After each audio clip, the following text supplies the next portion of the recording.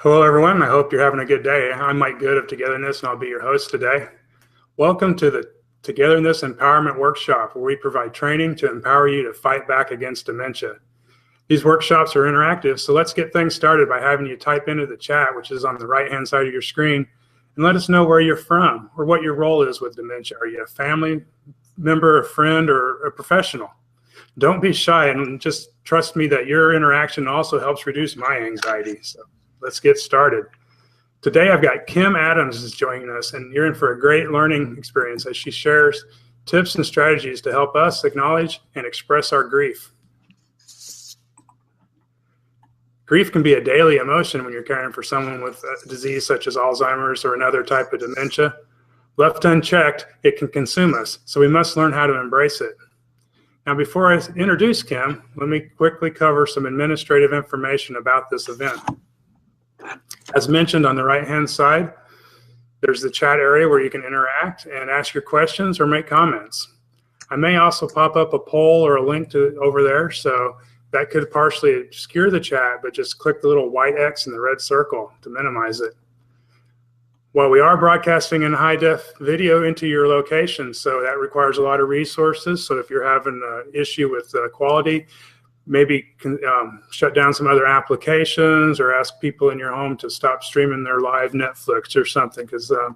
If you do have audio or video issues, just simply hit the refresh button, which should appear at the bottom of your screen, or use the refresh button that's always in your browser. Worst case, close your browser and re-enter through the link that brought you here. Now, if you lose us, which has happened, just hang tight and I'll get back in as soon as possible. All right, now on to the introduction. Kim Adams is a certified professional coach, end-of-life guide, and hospice volunteer. Her business, Powerful You End-of-Life Coaching, focuses on supporting people to create the roadmap now for the final chapter of their life with advanced care planning, regardless of age or medical status. Kim also hosts a free monthly webinar series called Vital Conversations, Dialogues on Living and Dying Well, and it has gained international attention. In addition to working with individuals, families, and groups, Kim is a sought-after speaker and conference presenter on grief, loss, and end-of-life topics, including advanced care planning. Her heart-centered approach allows people the space to reflect on what is important to them while living so that they can prepare for the end whenever that time comes. Kim also has a background in case management, having worked for almost a decade with homeless families and with people with HIV and AIDS in the 1990s. Welcome, Kim. Thank you, Mike. It's great to be here with you. Yeah, it's really nice to have you here. I've been wanting to have you on for quite a while now. Yes, we talked about that, and it's just, such an important topic, and I'm just so thrilled to be able to kind of share with your listeners tonight. Something that I'm sure impacts everyone, regardless, and as you asked people to kind of type in what their role is, that I think it impacts across the spectrum. So I think that hopefully we'll have some good dialogue and questions and comments from the chat. I see lots of people already typing in where they're listening in from, so that's great. Yeah, that is. I just looked at the chat and my whole stress level just dropped, like I mentioned, because now I know things are working. Great. I would agree. So shall we jump into grief? Whoops, absolutely. Okay, all right. So maybe it's helpful just to kind of set the stage and just kind of just define what grief is. And I see grief as an emotional wound to our heart. So I think that the way I kind of got into some of this work was years ago. I had my first death of a family member back when I was 15. So we're talking about 35, 36 years ago. And, at that time, I think I got an unintended message of you just kind of move forward. You don't really feel much of anything. You don't acknowledge the emotions. You just kind of, you might be sad for a day or two and you just kind of move through. And so I got the unintended message of just really pushing it down, denying, just really blasting forward. So no sense of kind of really dealing with it, so to speak. So, as I share with people that we have a beautiful container here, our bodies, and grief is energy in motion, right? It's an emotion and energy in motion. So if energy isn't kind of moved through and kind of worked through, if it's stopped, if it's denied, if it's suppressed, it gets stuck, right? So this beautiful body that we have is a place where it gets stuck.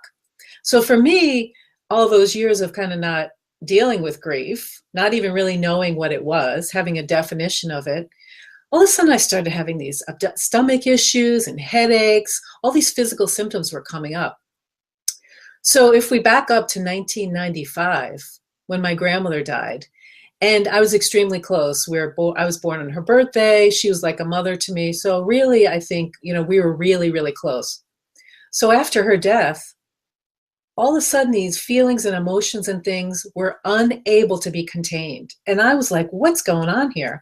And what turned out to be was, I sought out support, and, the counselor at the time said, this is grief. And I'm like, whoa, okay. So that was kind of my first introduction to what is grief. And really, like I said, it's an emotional wound to our heart. So two pieces stick out there for me: emotion, which I had been denying, and a wound to our heart. So it's not like, breaking a bone and you have it set and it, you go to a doctor and it gets healed. A wound to our heart is really, even I just put my hand there because it's vulnerable, right? It's a sacred space for a lot of us. And so I think grief is that emotional wound that we need to move through, not suppress, not deny, because it really is a doorway. And I know that may sound a little foreign right now, but if we can move through the grief, and we'll talk a little bit more about that, it actually can be a doorway to open up to other possibilities. For someone that's in the midst of grief right now, that they're probably saying, oh gosh, that's absolutely foreign. But just know that it can be a doorway. It can be an opportunity to move through the feelings that we're having, to come out the other side for possibilities that maybe we never even imagined. So I know that was a kind of a long answer to grief and defining it, but does that kind of set the stage a little bit? It absolutely does. And it definitely,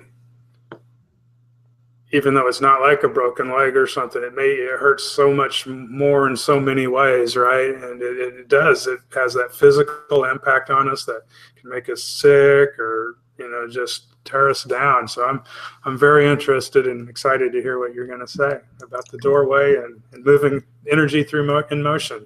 Great. Yeah, grief is, I like to say it can kind of, well, let me back up before we kind of talk about how it can come through, because I think, a lot of, your audience is working with someone maybe that has dementia or Alzheimer's. And so I think that we can back up, because a lot of times we think about grief when a death happens. But if you're working with or have a loved one with dementia or Alzheimer's, grief occurs along the caregiver journey, not just at the end after someone has died. And I think a lot of times caregivers, also being a professional and a personal one myself at one point, we tend to focus on the loved one that we're caring for, right? The focus is not on us. So really being able to say, you know what? Yeah, I am experiencing grief. And what might that look like? And we'll talk about that in a second, how that shows up. But I think the first part of it is the acknowledgement that, yes, there is grief along the caregiver journey, especially with someone, that we're, like I said, we're caring for with Alzheimer's or dementia, because it involves a loss. And so while the person may not have died, our loved one, there are losses along the journey. The loss of who that they were, loss of mental and physical capabilities, probably. Loss of them being able to interact with you or with us, the way they used to. So those are all losses. And I think we tend to minimize those, but taken collectively, all of a sudden we can start to feel burnout, increased stress, physical symptoms. And a lot of times, that coupled with the caregiving journey itself and what that requires, medical appointments or, the physical caring for someone, is added on top of things. So I think that some ways to kind of see that kind of grief is occurring along the caregiver journey is those things: increased stress and fatigue and not sleeping well, and all those things that maybe we could kind of want to point to and say, well, that's just because I'm running crazy 24/7 having to care for my loved one. Yes, and I think that we need to acknowledge that. And for me, that's the first step, is really to acknowledge that grief is a partner with us, if you will, on this journey. And so I think that it's an important piece that without acknowledgement, without the awareness of it, we can't begin to do something about it. And that's a really good point. I do make that comment to people a lot, that awareness and acceptance, there's so much of that has to go on when coping with Alzheimer's or dementia. And when you see the stats, and I don't want to throw you a curveball or digress too much, but when you see the stats of how many Alzheimer caregivers are on antidepressants and have shorter lifespans, and I think a lot of that starts from the grief that they feel on a daily basis, and accepting that to move through it, as you say, can only be healthier for them. Yeah, exactly. And that's a good point you bring up, because a lot of times medication is something that people turn to, which, no judgment about how that is, but just knowing that sometimes just the awareness of, wow, okay, this is really kind of what's going on here, and then be able to, in addition to maybe medication, find all other ways that are going to be really supportive to the individual, to the caregiver. I neglected to say this in the beginning, kind of talking about what grief is, but it's really a natural, normal response, right? So it's something that we all experience.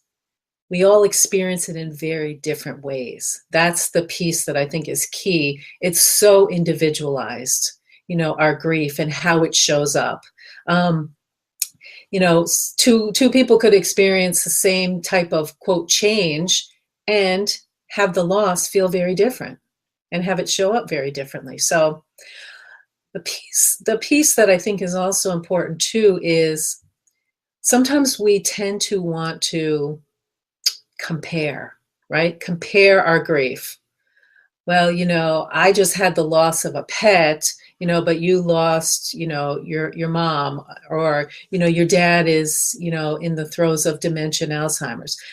So saying that one is better than the other. And in fact, comparing is really such a big, what do I want to say? It causes more stress. It just, to be able to just acknowledge where it is, where you are along the journey, that it's valued. What you're feeling and what your experience is valued, because ultimately we all just want to be heard and valued.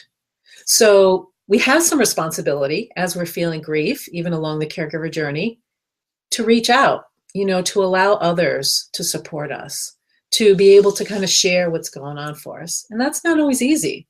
We live in a culture where, grief and loss and aging and death and dying pretty much don't really have a place. And pretty much they're, pushed to the side, or, in my case, grief years ago, it's like, just shove it down and move on. We don't give it space, which, was one of the reasons that, I wrote the article that, that blog article that, you had shared, was give grief space to breathe. Just allow, I think, is such a key piece that, and some of this is really simple, but I think we need reminders. Absolutely. I have a lot coming to my mind as you talk. So go for it. Well, no, I'm going to let you keep going because I just confused myself. Sorry. I just think I know what it was. I think, I read a lot, and a lot of the caregivers, they are looking for answers, and it's a very confusing disease to have, and every situation is different. Every family dynamic's different. And we all want to compare ourselves to something so we can kind of baseline and know how to proceed. But it's so much harder with a disease like Alzheimer's, And then when you have the emotional ups and downs that happen so frequently, and you want to turn to people, but your family and your friends don't necessarily understand and can't relate, it just makes it that much harder on the caregivers. And I really feel for them. You bring up an excellent point about the fact that sometimes the people that we think or we want to be there to support us are actually the ones that are not able to be. Because again, back to everyone has their own grief experience and it's their own journey. And so, while we may want someone that we think, is there to want us to be there for us, they may be going through their own piece and unable to be there. So in some ways, we need to kind of be gentle with ourselves and with others. And in the midst of this stress, of this loss of wherever we are on the caregiver journey with our loved one, that's a hard thing to do sometimes, is to really realize, I need to be gentle with the other party because they're also going through their own piece. So yeah, you bring up an excellent point about that. Yeah. Yeah, we want to remind ourselves too that in Alzheimer's, and the person with Alzheimer's has their own set of emotions too, right? So they feel grief in their unique way, at their unique time, and I just like to always. Susan always reminds me, she's really good about it, that we want to, remember what they're feeling as well, and acknowledge their grief. And we can acknowledge their grief. We can help them through their times. Even sometimes their grief is something that actually happened 20 years ago, but they're feeling it just like it's raw and just happened today. So it's good for us to be there and be that partner for them at that time too. So. Absolutely. Yeah, absolutely. That's a really important point that you bring up, that in addition to everyone experiencing their own grief, yes, our loved one, with Alzheimer's or dementia, is also going through their own piece, their own space, depending on where they are. I mean, there's so many losses in terms of, especially with Alzheimer's and dementia, in terms of the decline, the loss of identity, about how they and you as the caregiver define yourself.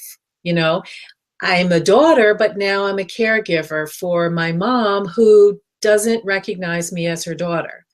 So, now I play a new role. So loss of dreams, right? Loss of the future for our loved one. Possibly a loss of financial security, depending on, if the person we're caring for was the breadwinner in the family.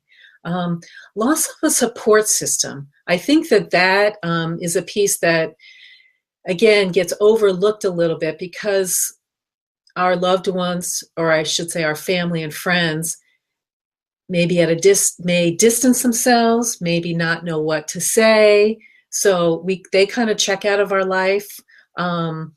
Family conflicts, so I think that, the support system that we may have tends to could also be a potential loss as well.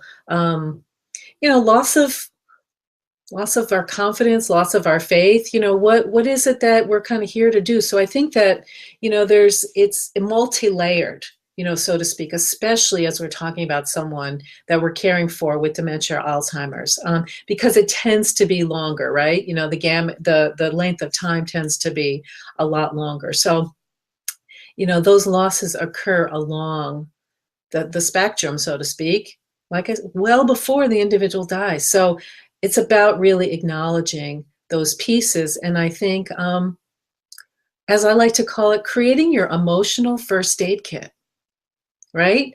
Let me just back up go ahead. Oh, I just thought that sounded interesting. Sorry. Okay. Yeah. Before I kind of jump into that, I just kind of wanted to also just share, and I see we have a couple questions there. So, I like to see grief as kind of coming in 3 ways, right? It can come in as an earthquake. You're not sure what's happening. Things are going along pretty okay, and the ground starts to shake under you. There's little things that are popping up, kind of some rumblings. Okay, it's the beginning of something that's happening. We're not quite sure, right? How an earthquake, you feel something, you go, whoa, did I feel that? Did something move? It may get stronger and stronger, and then stuff starts falling off the walls, in a real earthquake. But, kind of, I see grief as kind of coming in as an earthquake. It can also come in as a tornado, right? There's a little bit of a warning, may be some little signs that you pay attention to or you not pay attention to, but it comes in and all of a sudden you're in this emotional space, right? And you're just feeling overwhelmed and just really kind of stressed to the max, and just kind of in the eye of the storm, so to speak, right? As a tornado kind of comes in and then it kind of dissipates and it goes off. That's a piece there of allowing it to flow through us, because you're not parked in it, right? We're not parked in it, the feelings and the emotions, but we're allowing it to flow through us. So I like to say we yield, right? Think of the yield sign. We kind of yield, but we don't park there, because when we park in grief, that's when we tend to go deeper down a rabbit hole. So parking versus yielding, I think, is important. So we have it coming in as an earthquake, kind of the shaking and the rumbling, coming in as a tornado. And then the third I see is like coming in as a hurricane, right? You can kind of see off in the distance. You just know that the last few days, the last week, you're just unsettled. Things just aren't feeling. You're trying different things. You're trying to avoid. You're trying to keep busy. And all of a sudden, it just kind of overtakes you. Another metaphor is like a wave, right? It just overtakes you, grief like a wave of the emotions. Maybe sadness, maybe anger, maybe, any of those emotions. Again, it's not parking there, but allowing that wave to flow over you. Trusting that you're not going to drown, right? Trusting that you're not going to drown. Trusting that with an earthquake that the ground's not going to open up and swallow you. Trusting that the tornado isn't going to pick you up and move you from Kansas to somewhere else, right? And trusting that the hurricane will settle because you will allow it to flow through. So I found in talking with people that sometimes they can identify with some of those things. Because grief doesn't have like, oh, hello, I'm grief, and here's all the signs and symptoms. No, it tends to come in with that emotional piece. And again, remember, it's an emotional wound to our heart. So it is sadness, it is tears, it is anger, it is a whole bunch of feelings that sometimes we can't even put our finger on. Yeah, those help me a lot. I mean, I hadn't even thought about how grief comes in different ways. And having lived through earthquakes and tornadoes, I can relate to the analogy. I haven't been through a hurricane yet. I'll stay away from Florida. I see we have someone from Florida here, but that definitely helps. And I think a lot of caregivers would probably say, yeah, and it's not just one time storm, right? Exactly, Mike. It comes back through. So, that's right. That's and it might be wave after wave. Absolutely. But trying to ride those waves a little bit, maybe is getting through it a little bit more, like you're saying. Absolutely. And that's such a great analogy. It's about riding the wave, right? It is about riding the wave, knowing that you're not going to drown. And riding the wave, I think, speaks to that emotional first aid kit that I was just alluding to. And some of this is real simple. But again, it's the reminders, because we're in the middle of it. So, number one, I just encourage people to just breathe, right? If we're starting to feel, just take a breath. It will just ground us. It will just get us connected and present and centered. So breathing is, well, we all do it every day. I think it's just unconscious, or for a number of us, we just do it because we just do it. But just really consciously just stopping and taking a breath and just getting grounded and centered and getting present, I think, is the biggest piece, because then your head is a little clearer. Or you say, wow, okay, I'm really feeling, sad right now, or I'm really feeling angry right now, or really whatever the emotion is, you're acknowledging it. And then you're able to kind of begin to kind of do something with that. So breathe, number one. Number two, what's really important is self-care, taking care of yourself, both physically, spiritually, emotionally, intellectually.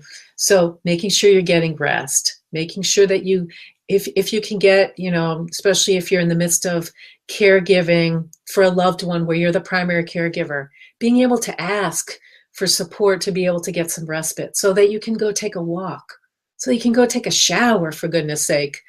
So being able to get rest, exercise, get a massage or yoga, or do something that's going to really, definitely water, making sure that you're taking care of yourself on a physical level, an emotional level, a spiritual level.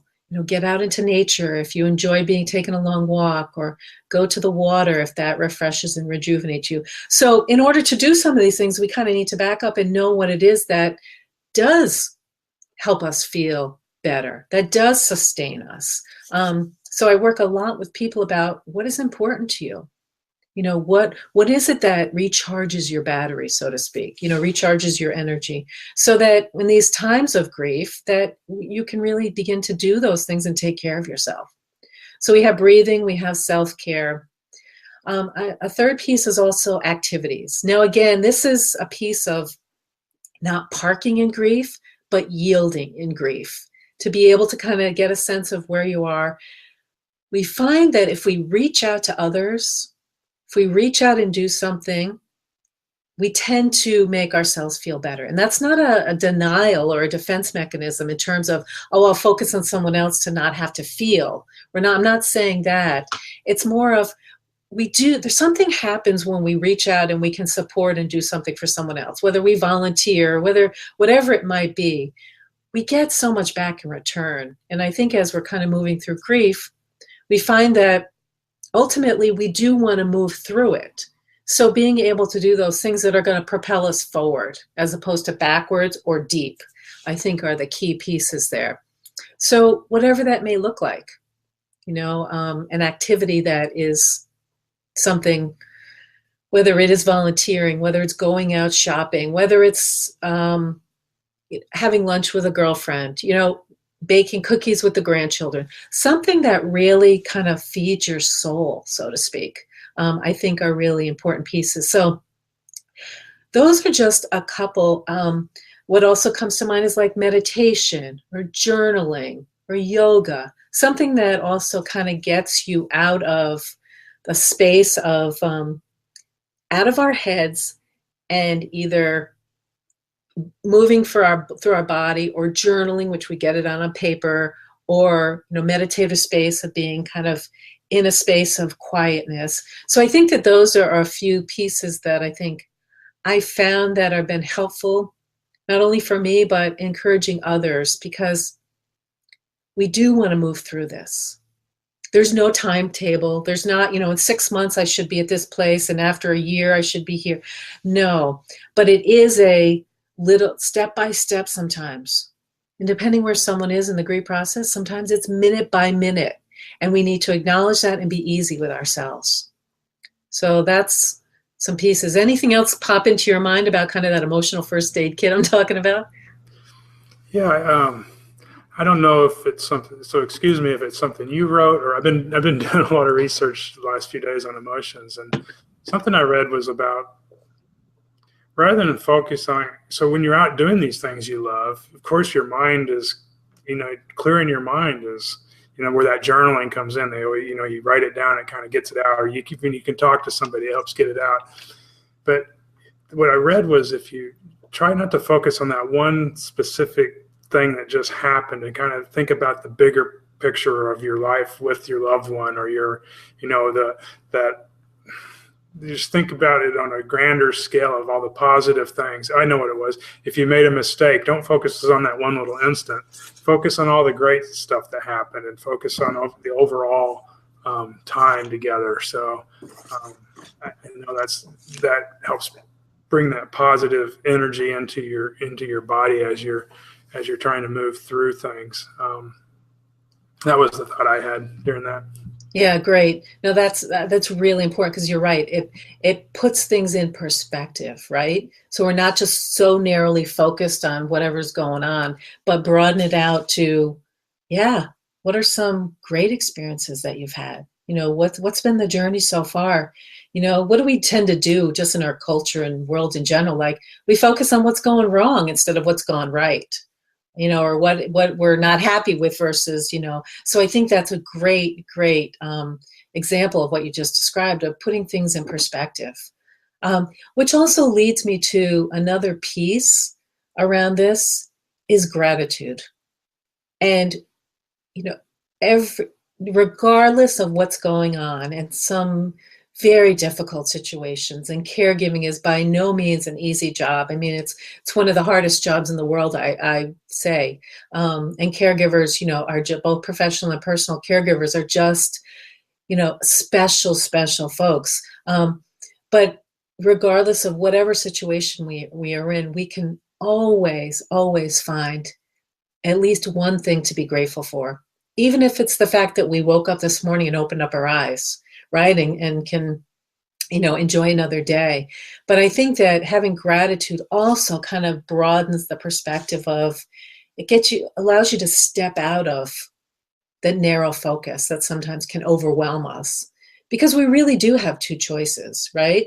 We can let grief consume us and kind of go down that rabbit hole, over an extended period of time, because absolutely, am I not saying that we need to rush through it. So if we're feeling it's a bad day and we're feeling grief and we're feeling all that stuff, absolutely take time to sit in that. Take time to be with that. By no means am I saying rush through it and go out and, and go shopping to get rid of those feelings. No. So sit with it and be with it. But there's also a time where there's also an opportunity where it's time to step forward. So we do have two options. We can let it consume us on a bigger scale, or we can survive it by moving through it. And I think it's the acknowledgement of what's going on. It's asking for the support that we might need, which is also part of the emotional, the survival kit, is asking for what it is that we need. That may be a family member, a loved one, a friend. It may be someone in the clergy, or a religious affiliation. It may be a counselor or a coach. It could be a number of people. So again, just being able to reach out and balancing that with taking time for you. So again, we're not running from our feelings and emotions, but we're getting support through that, as opposed to trying to do it on our own. We have a mutual friend in common, Mike, who always says, he's a caregiver coach as well. And he says, no one needs to be on caregiver isolation island. That's the island you want to be voted off as quickly as possible, because we know that we can tend to say we can go it alone. And the fact is, we can, but I think we pay a price for that. Mm-hmm. That's a very good point. And then Michael's very, very wise and smart in saying that. So Yeah. The other, so we do have some questions, but I think we had some questions for some tips, and you've been giving some, and in Alzheimer's and dementia, it definitely creeps in on you, and it's a little at a time, and I don't know if you have something to address Peggy's question on about when it creeps in bit by bit over time. Yeah. Great question, Peggy. Yeah. And, I don't have a lot of experience in terms of kind of that, but it certainly makes a whole lot of sense in terms of that. You may not even notice it, and all of a sudden it kind of like has the cumulative effect, little by little by little. So I think if nothing else, it's important to kind of just pay attention and check in with ourselves, as things kind of come up, just noticing that, and really just kind of being able to acknowledge, okay, this could really be grief, and that's okay. No judgment around it, but just realizing, yeah, wow. Or all of a sudden it's getting closer and closer, kind of bit by bit, that cumulative effect is kind of, so now it feels even a little stronger. So really, I think tuning into our own selves, in terms of, is my reaction stronger than usual. What's going on there? Whoa, let me take a step back and take a breath. What's going on here? Because, yeah, I mean, over the long journey, especially with someone with Alzheimer's or dementia, I mean, it absolutely can kind of creep in. I could see that bit by bit. So I think the big point is really tuning into ourselves and kind of being aware of what our own little triggers are. If something seems more out of the ordinary, or if we're having a bigger reaction maybe than we normally would have to a situation that's come up. Yeah. That's a good point, Kim.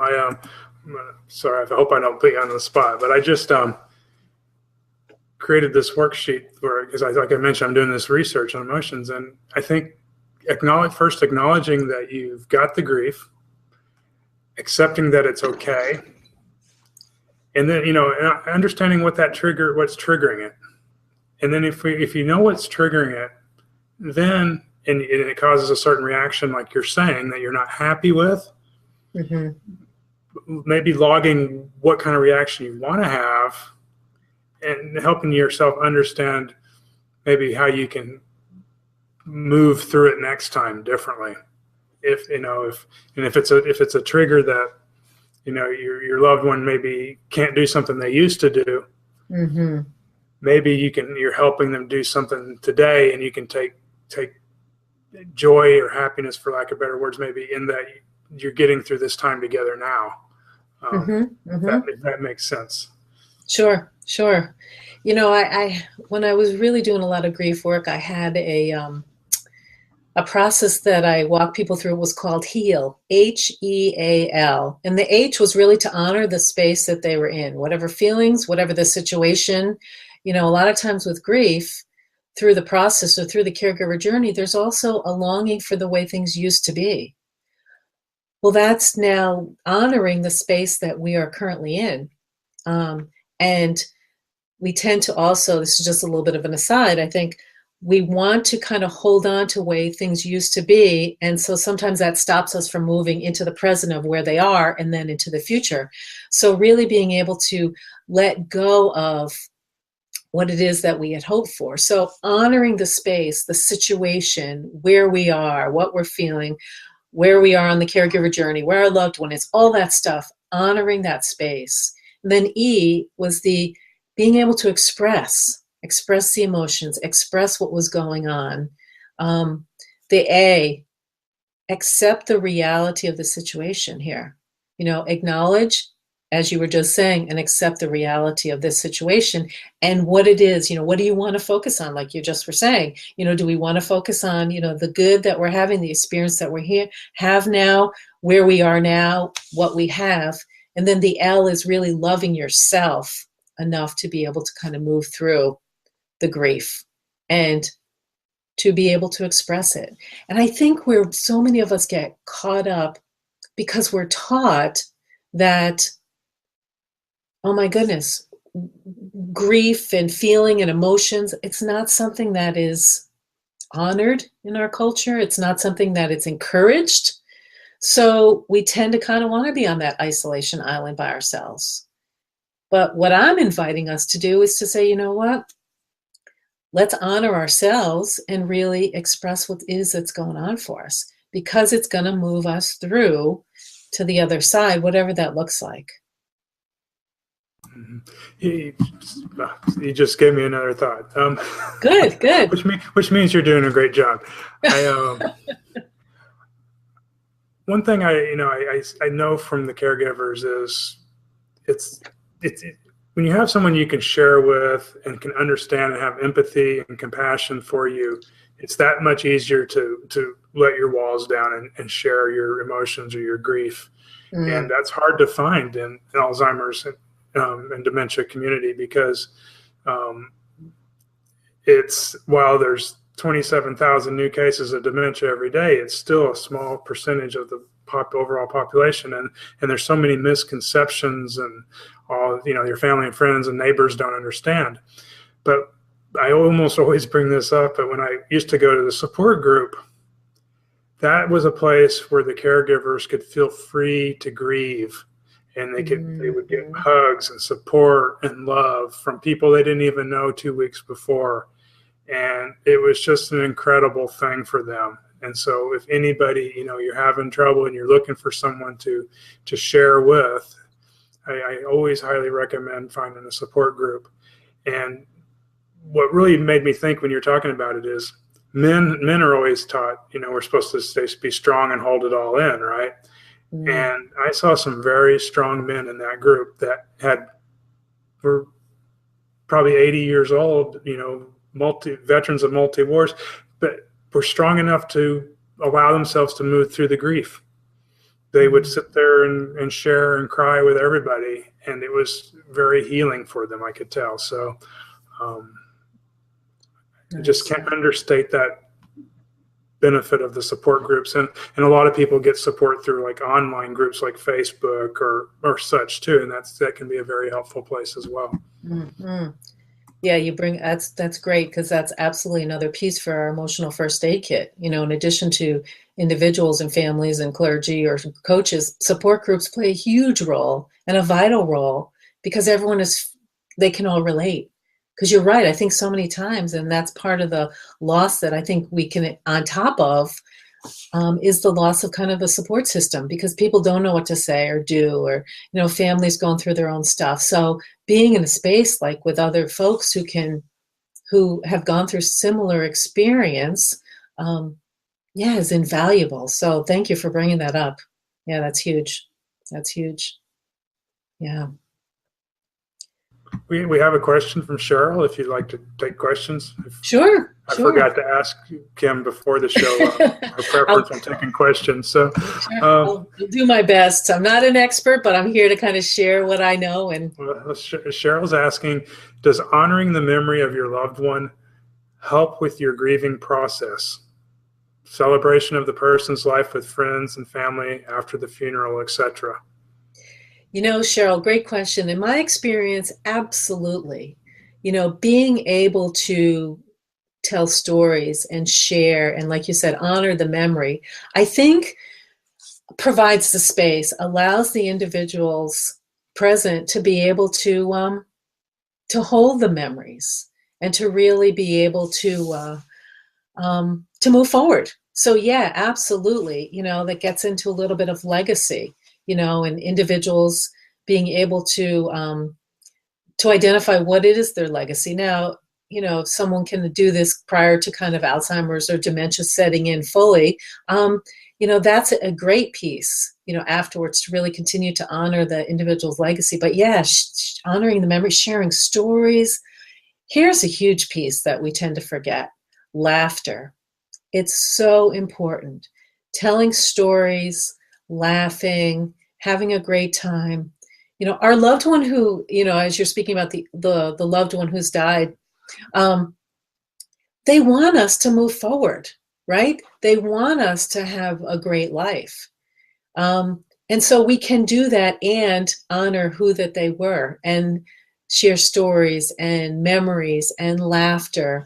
So I think that that's vital, because there also is something, and I'm not, Mike, you may know a little bit more about this, but just from the mere act of laughter does something within our physical biology in terms of endorphins or whatever. So, laughter is a huge piece. Again, we're talking about energy, right? Emotions are energy, so energy, emotion. We don't want to park there. We want to yield. We want to help to move them through. And laughter is a great way to do it, in addition to crying, in addition to talking. So yeah, Cheryl, great question. Honoring the memory is absolutely helpful with the process to move us through. Yeah. That I see you got a lot. I'm never this talkative. Oh. That was one thing when I went into the Alzheimer, into the support groups, that caught me off guard, was the laughter. One of the gentlemen who I mentioned, actually, who I was picturing, who was working through his grief, he was the clown in the room. I mean, he would joke and crack up, and at first I was like, oh my gosh, what are you doing? Come on, be polite. But then as I attended more, I noticed how everybody needed that. Everybody loved that. Everybody, except the new people that were coming in, kind of like me, they were caught off guard at first, but then they caught on, and they realized that laughter was very important for them in helping them move through their emotional state at the time. And that laughter is just so beneficial when you can do it. Yeah, it's great. I see Ellie is asking what the E stands for in the HEAL process. Great question, Ellie. E is express. Express your emotions, whatever those might be. So nice.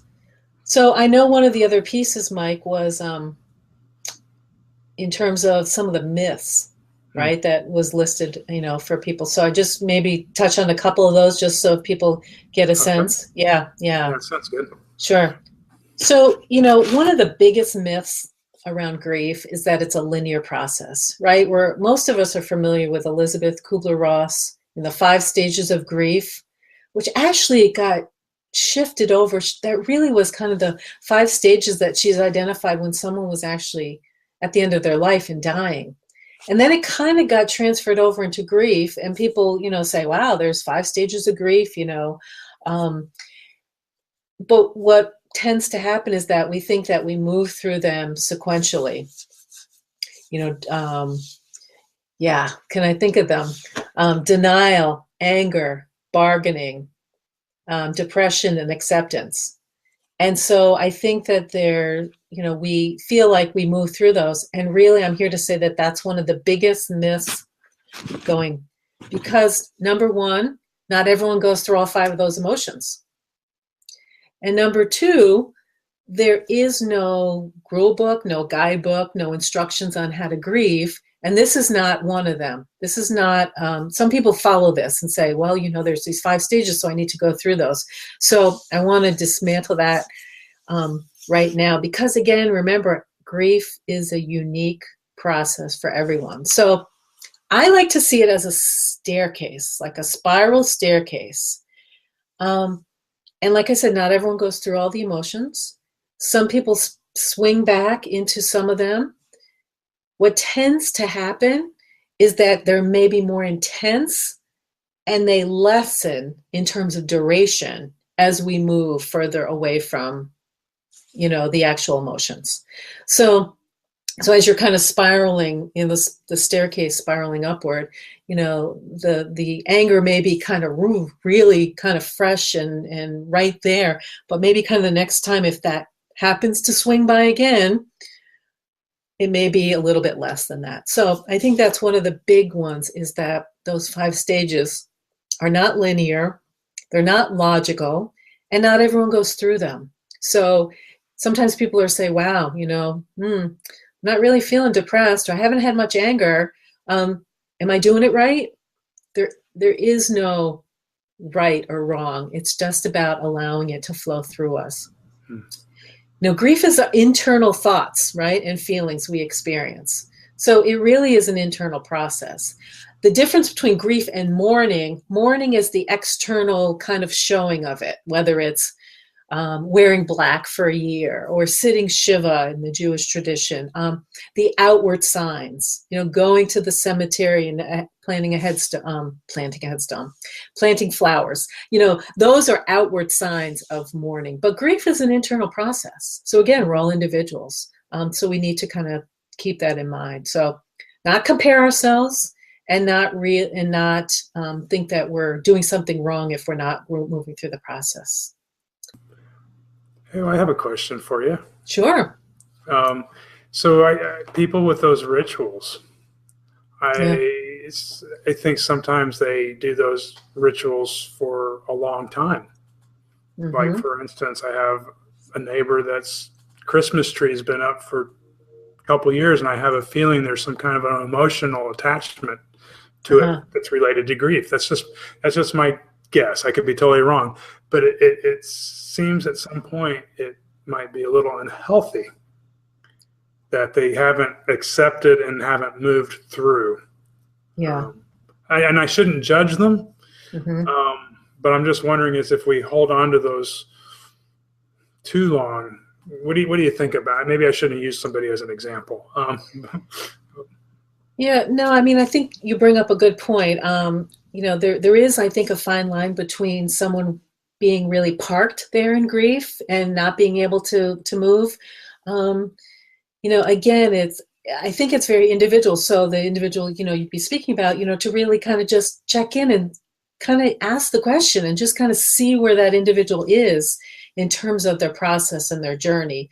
And if it feels like they're really parked there and they are stuck and don't, that's the place for, more kind of like counseling, grief counseling, or something really to help someone to deal with their emotions because they're just really stuck down and they may not know which way to go. So yeah, it really, there, like we said, there really is no time frame, but yet I think certain behaviors may indicate, ooh, let's check in with this individual because there may be a little stuckness here. They may be parked a little bit longer, and even engaging them in just minor things just to be able to see if they're able to kind of move a little bit and shift a little bit. And that really is a big indicator. So yeah, basically see that as possibly something, a sign, but I want to listen to them and not force my opinion on them or try to change them, but be a genuine person and just listen and care. So I think you figured out what I was trying to get at there. Yeah. Thanks. Yeah. Which leads to another myth that, the goal is to get over grief, and I think we've talked so much about the society being so afraid of emotions and things that we tend to just want to stuff it, move on and move forward. And again, I think that it does more harm to our physical selves and our emotional selves than it does helpful. Now, I'm not saying that it's easy or pain-free to move through grief because emotions, especially sadness or anger or, frustration or some of those pieces aren't fun to experience. And yet the option is to run from them. Well, they're going to catch us at some point. They're going to swing back, back to how I started this conversation with pushing all that down around those feelings of grief. And it showed up with, digestive issues for me.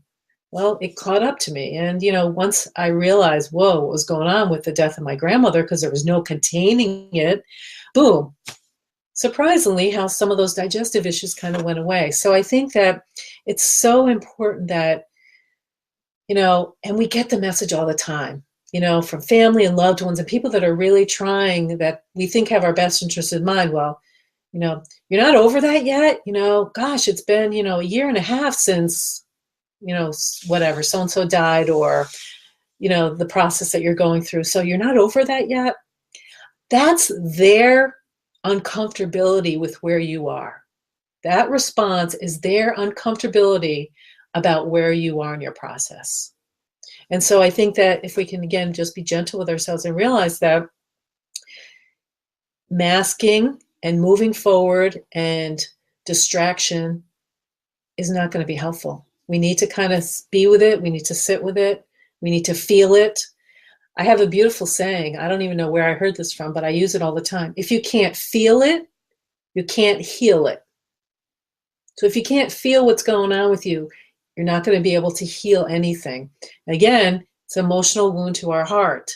So grieving really allows our heart to catch up with what our mind already knows. Because our head knows, right? We're going to get through this. We can be fine. We have the memory of our loved one, whether they're still currently alive, maybe Alzheimer's or dementia has taken away who they are, or maybe they've died. So our mind already knows this. Grieving allows our heart to catch up with our mind. Wow, that's very, very insightful and very powerful. I lost what I was supposed to do because you've got me thinking so much now. That's great. I'm glad to be of help. It sounds like you can do some great stuff. Yeah. And I'm sure I'm hoping we're helping people in the audience. And if you have any more questions from the audience, this is time to get them in because we are coming up on the top of the hour. And Kim, I don't know if you have anything else you want to add, but feel free.